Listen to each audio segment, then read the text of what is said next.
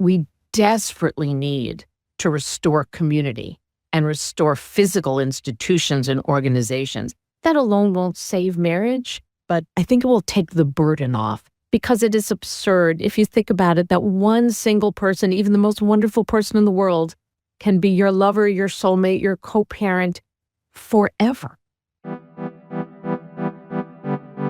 Just as society has changed, so has marriage, including the problems and rewards that come with it. Research suggests its benefits show up in your physical and mental health, but it might not seem like it when you're buried in the second job of managing a household. With greater social acceptance of a variety of lifestyle choices, many people, especially young women, are thinking twice before tying the knot. Should you?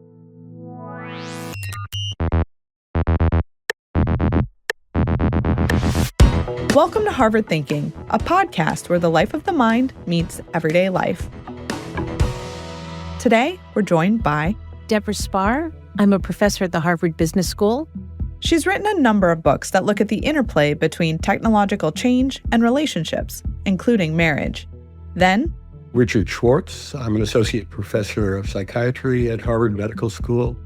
He studies marriage with his wife, Jacqueline Olds, who is also a psychiatrist at the medical school. They've written about both marriage and loneliness. And finally, Eve Rodsky. I'm the New York Times bestselling author of Fair Play. She's also a graduate of Harvard Law School, class of 2002. And I'm your host, Samantha Laine Perfas. I'm a writer for the Harvard Gazette. Today, we're going to talk about marriage and whether the challenges are worth the benefits. Historically, what role did marriage play in society? Well, it's always very harsh to say this, but marriage as we know it actually emerged as a real estate transaction. If you go way back in time, our early ancestors didn't marry at all. They lived in tribes and children were sort of raised communally. And it was really only with the advent of the agricultural society that marriage became necessary. It was a way of ensuring that property was maintained between generations. It was a way before DNA testing, for men to know who their children were, which became important once you invested in property and farming and land. And so marriage emerged as a way of creating these family bonds that would enable property to be maintained and society to be stabilized. And I always hate to say this because I feel like the rat at the party, but if you go to most marriage ceremonies, even today, across religions, you can hear the echoes of the real estate transaction, that the father gives the daughter away, promising that she will remain faithful to one other human being for the rest of her life, until as long as they both shall live, which, as my students are fond of reminding me, is a very long-term contract, and with the promise that they will be fruitful and multiply, which we now hear as romantic, but back then, being fruitful and multiplying was the way of creating labor, which was, along with land, the most valuable commodity. So sorry to be anti-romantic, but marriage really has a history as an economic transaction. Up until, I feel like, the third wave of feminism, marriage was assumed to be a man and a woman, and that man would protect and provide for that woman in exchange for that woman doing all the unpaid labor to allow him to do that. But then as we rose in the third wave of feminism, where we were told that women were getting all of these gains in the workplace. And so I'd say up until today, the way I look at marriage is, well, that social contract needs to be completely rewritten. Because the fourth wave of feminism is not about getting women gains in the workplace. It's about having men make gains in the home. Otherwise, that social contract to me is completely dead. We're sort of a downer, Debora and me. I don't know if this is cheering things up anymore, but I just add that Debora is describing how marriage begins as basically a land and property arrangement. You extend it and it becomes a division of labor for the sake of the family unit arrangement. And those are the primary role it plays. It seems to me that, though, it has also traditionally played two more roles. One is essentially to corral sexual activity into a defined space where it doesn't interfere with and get in the way of other kinds of relationships that are important for the functioning of the community. And the other thing that it does, of course, is to stabilize raising children. And I think that was an equally important role that it's played. I'm not going to lie, I did not anticipate that our episode on marriage would start on such a depressing note. But marriage has clearly evolved since its inception, same-sex marriage being one obvious example. What other ways has it shifted? It's gone through many evolutions, some more subtle than others. But if we take the initial piece as this real estate deal, it was really around the Industrial Revolution when the farming economy begins to decrease in importance, that this idea of companionate marriage or romantic marriage becomes much more prominent. So it's not our generation that discovered the idea of romance and love in marriage. It's been around for a long time. And of course, to be less depressing, love's been around for a really long time. It just wasn't necessarily connected with marriage.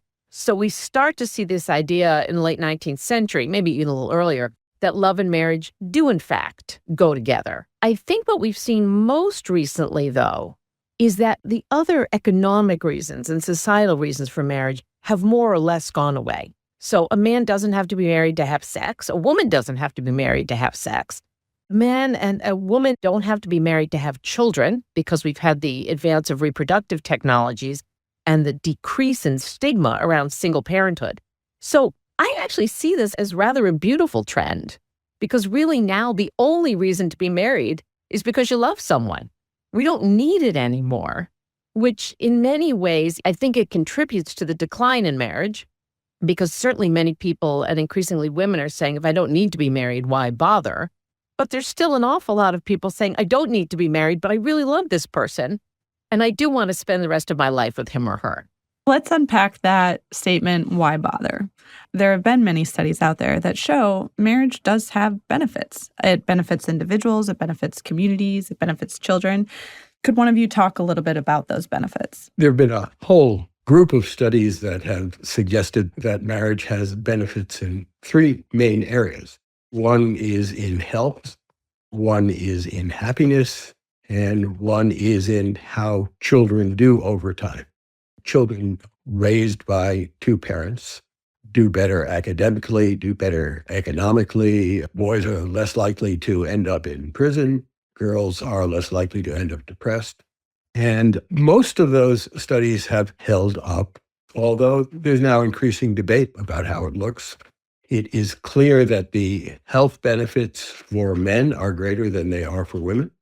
There are recent studies that suggest that maybe the happiness benefits are also greater for men than women. It's hard to judge that when a new study comes out that seems different from the historical ones that have shown that women benefit in happiness from marriage. And now there's a new one that suggests maybe that's not really true.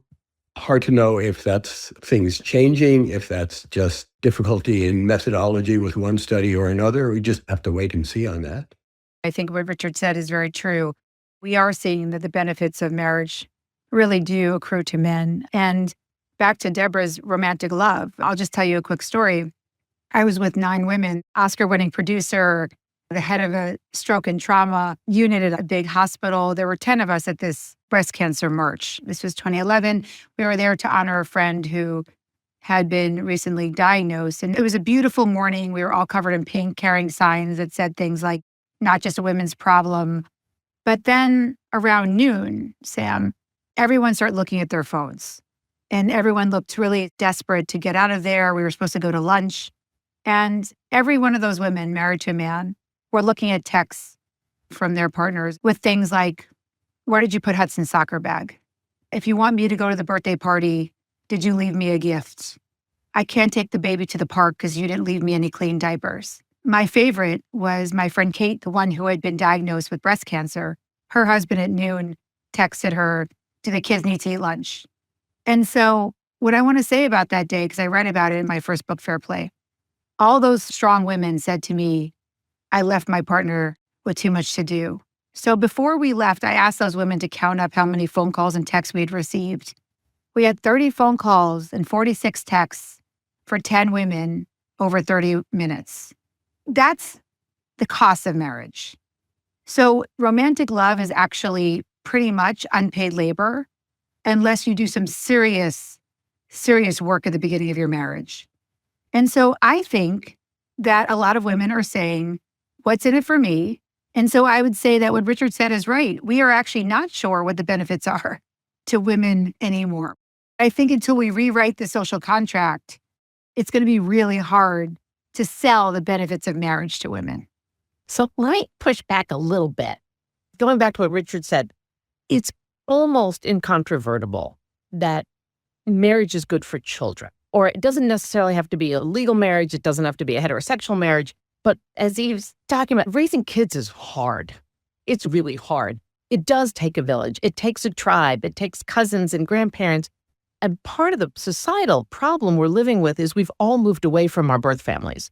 And we know fertility numbers are shrinking. So the village is disappearing, which puts all of the pressure on the marriage, on two feeble, fragile people to raise a child. As Marx and Engels pointed out many years ago, the original division of labor was within the family.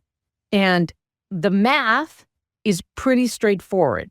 If you have two parents, one can be the income earner and one can be the housekeeper, it works. It's not fun for those, it's historically been women who've been stuck with the housework, but the math works. What's happened in the past 50, 70 years is women have, and God knows I'm a beneficiary of this, decided I don't want to just be changing diapers.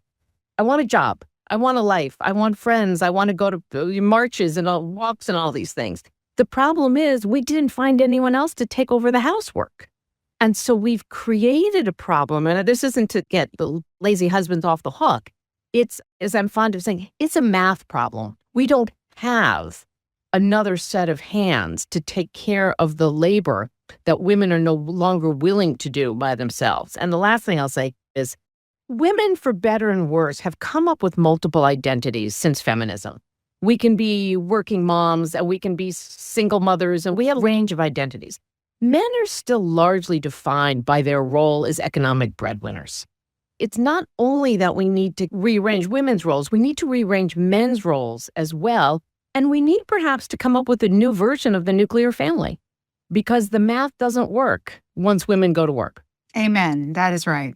I think that's an incredibly important point. Years ago, my wife and I did a small study of the effect of different work and homemaking responsibilities among men and women with young children.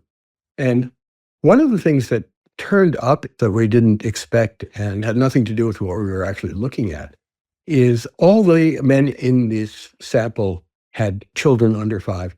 And one of the things that they described is that they all wanted to be more involved with their children than their fathers had been with them.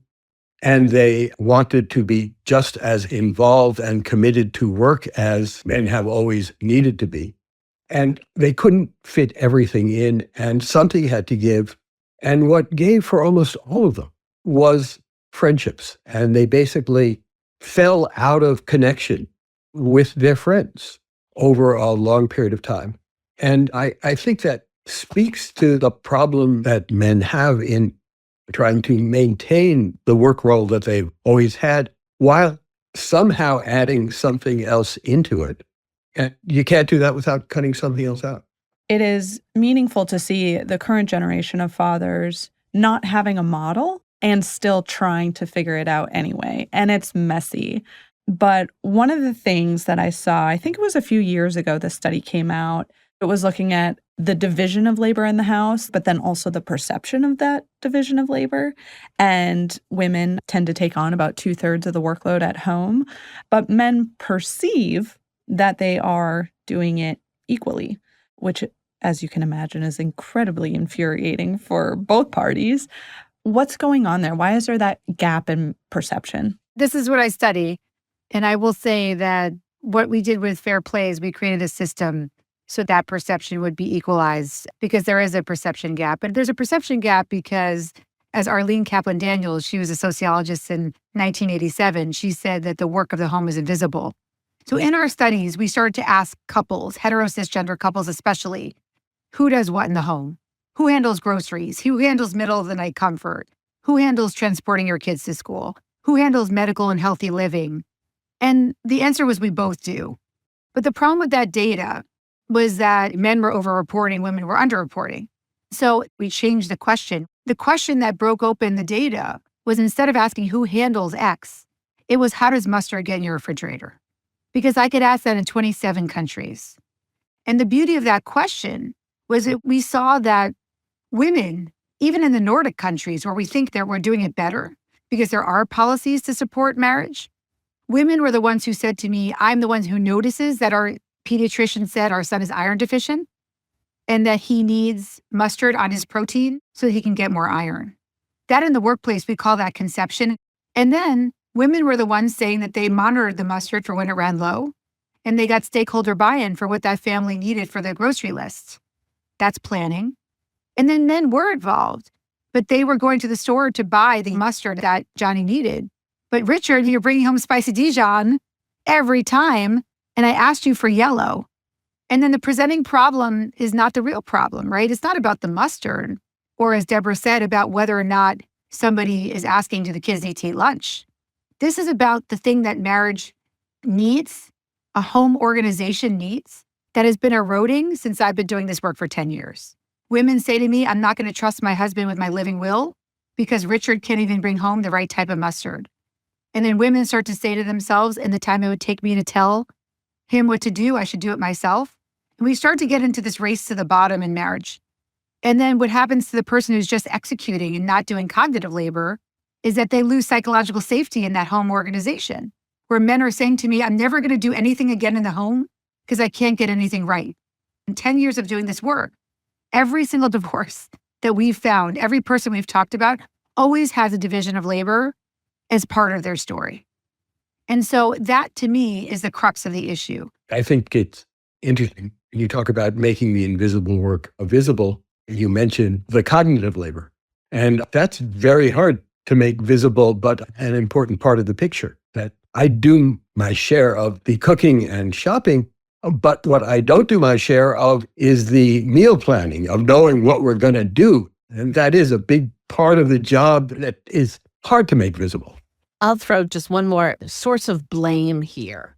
And there's data to back this up. One of the things that's also happened is we've sort of raised the bar on homemaking.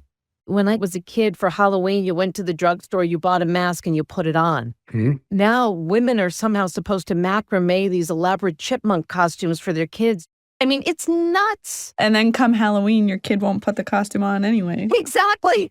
And yet, so rather than doing the logical thing, if I want to have kids and have a job, which, let's be honest, is a choice for both women and men, if you want to make that choice, then something's got to give. And yet, rather than normalizing more minimal version of housekeeping, we've actually upped the ante in insane ways. Our houses are too big. We have too many cars. Our yards are too big. So there's a series of societal decisions that we should at least be aware of. And I would extend that to child rearing. One of the most surprising statistics these days is that parents who are both also working are spending more time supervising their children and transporting their children than combined parents did in the days when one parent was just a home worker and just alone with the kids. So that obviously is untenable. I think it also has something to do with what Debora was talking about earlier, is the falling away of the larger community taking care of children so that it all has to be done by parents. It almost seems like we've fallen into the trap of just more is better. And yes, as a parent of two young children, I have a 4-year-old and a 1-year-old, it is hard. And somehow, no matter how much you do, and I am blessed to have a really great co-parent in my husband, and even then we still fall into, well, I thought you were good. No, I need space. No, I need space. It's just, kids are tough, man. That's the reality. I'm sorry, Sam, you haven't even hit the worst part yet. Don't tell me that. Don't tell Don't me worry, that. it only lasts another 25 years and then you're good. I was thinking about marriage, back to our pre-kids days. So take kids out of it. I was thinking about how when we talk about marriage, the language we use, you need to find the one. You need to find someone with whom you have perfect sexual chemistry. You need to find someone who's going to be a teammate, a partner, who's also hilarious and going to make you laugh. And I'm wondering if our expectations are just too high. Yes. The way you asked the question, I think, answers it as well. Yes. Absolutely. There's some realization that we've lost community. That Bob Putnam was completely right when he wrote Bowling Alone now many decades ago. And Richard, you mentioned this with men, but it's very true, I think, for women as well. We put all of the burden on the nuclear family. We don't have the friends, the cousins, the bowling leagues, the Elks groups, which helped with these chores. And my great fear about the moment we're in technologically, just putting marriage aside, is that we're retreating more and more into an individual focus. People are living their lives by themselves on their phones. And we desperately need to restore community and restore physical institutions and organizations. That alone won't save marriage. But again, to your point, Sam, I think it will take the burden off. Because it is absurd, if you think about it, that one single person, even the most wonderful person in the world, can be your lover, your soulmate, your co-parent forever.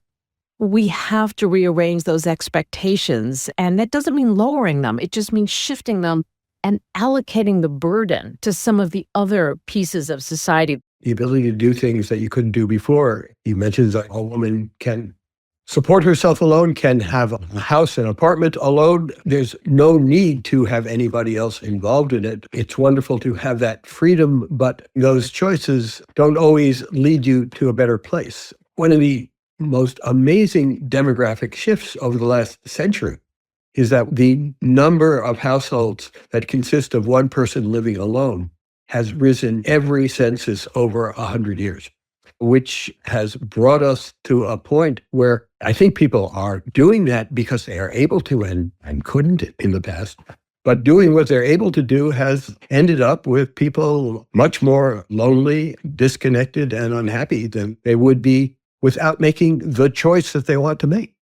With marriage and birth rates declining, there have been political efforts to encourage people to get married and have kids, or if they already have kids, to have more kids. Should marriage be incentivized? I think there should be incentives to encourage marriage. There should be incentives. When it works, it's a great transaction. People are richer. People do have good health outcomes for it. There should be incentives, not the incentives of not getting rid of no-fault divorce and ways to force people to stay into marriage. But I think tax incentives, childcare incentives, free childcare. I mean, this gets back to what we were saying earlier. It's too hard to do alone. But the problem is it's not going to be solved by your PTA. And unfortunately, it's really not going to be solved by your church. The only way it's going to be solved is by government policies. We have to give people access to more affordable childcare. We have to give people access to ways for them to be able to sustain a family, affordable housing, better schools, right? So if we start to reimagine our social contract, actually, it would be taking away a lot of the economic scholarship of the 80s and the 90s, which is the scholarship that showed that the government is your enemy. So I do say that, yes, not more than just tax incentives, we have to start encouraging our government, enforcing our government to deal with the affordability crisis in this country, and especially childcare. What tools do you see being beneficial for people to work on changing their marriage into the marriage they want it to be, one that is fulfilling and beneficial for both parties? I think this is the biggest irony about the expectations, that we say the three most toxic words that I've heard about marriage that keep coming up over and over again is when I ask people, how are you going to handle the division of labor in your home? How are you going to handle all these challenges? Because every single couple that I've interviewed over a decade has said, we're going to figure it out. Figure it out is a terrible way to enter any sort of social contract, first of all. First off, our home is our most important organization. Couples that believe that do really well because they understand that organization to succeed needs three things. It needs boundaries, which means, as Richard said, we get time to shut our identities off as a parent, partner, or professional and have those friends, have other experiences that are not just our caretaking responsibilities. We need systems and we need communication. Now, one of the funniest conversations I had was with this huge systems engineer of this big tech company who is a great dad, and we were talking. And he told me that in their home, their biggest fight is that they wait to decide who's taking the dog out every single night before it's about to take a pee on the rug. That is the opposite of the systems that he's designing. But I think people are so afraid of coming to the table to say we need to practice systems, we need to practice boundaries, and especially we need to practice communication. We did one survey of 1,000 people on social media. What is your most important practice? Some people didn't understand the question. Some people said religious practices. Some people said meditation. Not one of the 1,000 people in our survey said communication is their most important practice.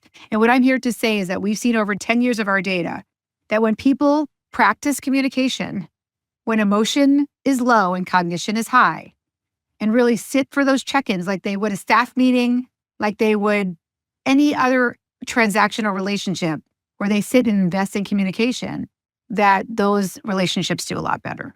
I would just add lower expectations, by which I mean don't settle. But going back to what you had mentioned earlier, Sam, try to understand that this person isn't going to be the be all and the end all for everything for the rest of your life.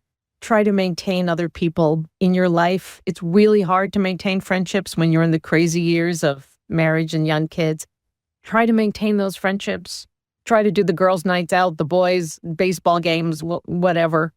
And try, going back to what I said earlier, try to really get rid of the stuff that's not critical. One of the light bulb moments for me was when I came home at the end of the day. I was racing around. I was throwing dinner on the table because I had to get out to the PTA meeting. And my son said, indignant at the ripe old age of 7, "Why are you going to the PTA meeting?" And I yelled back, "Because this is for you. This is for your school." He said, "I don't care if you go to the meeting." And it was a light bulb moment. Thought I was doing something for him, but I wasn't. He wanted me to stay home and read him a book. And I realized my hack became volunteer for cleanup duty because I wanted to participate in my kids' community, but they didn't really need me at the 3-hour PTA meeting. They needed me to clean up like the trash after whatever events. And so I was #1 trash collector, but it was efficient and it enabled me to contribute while spending more time with the more important stuff at home. So outsource whatever you can. Let somebody else do the stuff that they can do and try and minimize, cut the corners in ways that matter. What advice do you have for the folks listening who find themselves in a marriage that's not quite where they want it to be? And perhaps the marriage skeptics out there. What might they consider as they think about whether or not to tie the knot with someone? Don't give up on love, but realize love, like anything else of importance, involves hard work. And don't sign up for anything, whether it be marriage or children or a job, unless you're willing to commit and do the work and be as honest about it as you possibly can be. For the people in marriage who are questioning whether or not to leave it, there was a wonderful letter from a divorce lawyer, I think in the Boston Globe many years ago, that said, "It's my business to help you through divorce, but before you do this, think about your life and think about how much in your life is actually dependent on your marriage and how much of it you will lose if you leave that. Because everything will be different. And you should appreciate that first." And I thought that was incredibly useful advice to give. And what would I say for those marriage skeptics? So what I'd say for them is that there's ways to practice marriage before you enter the social contract. I say to my son, he's 17 years old, right? You can start practicing marriage by understanding how much emotional labor the men do around you. There's ways to practice. There's ways to ask questions. Girls will say to me, "How do I know if I want to date this person?" I say, you can start to look and see what type of thoughtful person that is. You can see the patterns earlier. You can ask, what was the last best gift you gave? If someone says, I don't know, my mom helps me with all that, or I've never given gifts, or those aren't important to me. Or someone who says, you know what, as my son just said to me about my 8-year-old daughter, she wants a Labubu, but there's a new Labubu out there that he wants, and he has to get online and search at Pop Mart to make sure the Labubu is there. Right? That type of emotional labor, investment in relationships, you can see earlier. What I'm saying is there's lots of beautiful signs out there of people who are committed to the unpaid labor, to the emotional labor of relationships, who you see are there for their parents and their grandparents. And so what I would say is look for those people. there are good ones out there, and you can practice spotting these patterns before you enter the social contract of marriage. Thank you all for this great conversation. Thank you. Thank you. Been a great pleasure. Thanks. Thanks for listening. To find a transcript of this episode and all of our other episodes, visit harvard.edu/thinking. And if you like this podcast, please rate and review us on Apple Podcasts and Spotify. Every review helps others find us. This episode was hosted and produced by me, Samantha Laine Perfas. It was edited by Ryan Mulcahy, Paul Mekashima, and Sarah Lamati. Original music and sound design by Noel Flatt. Produced by Harvard University. Copyright 2026.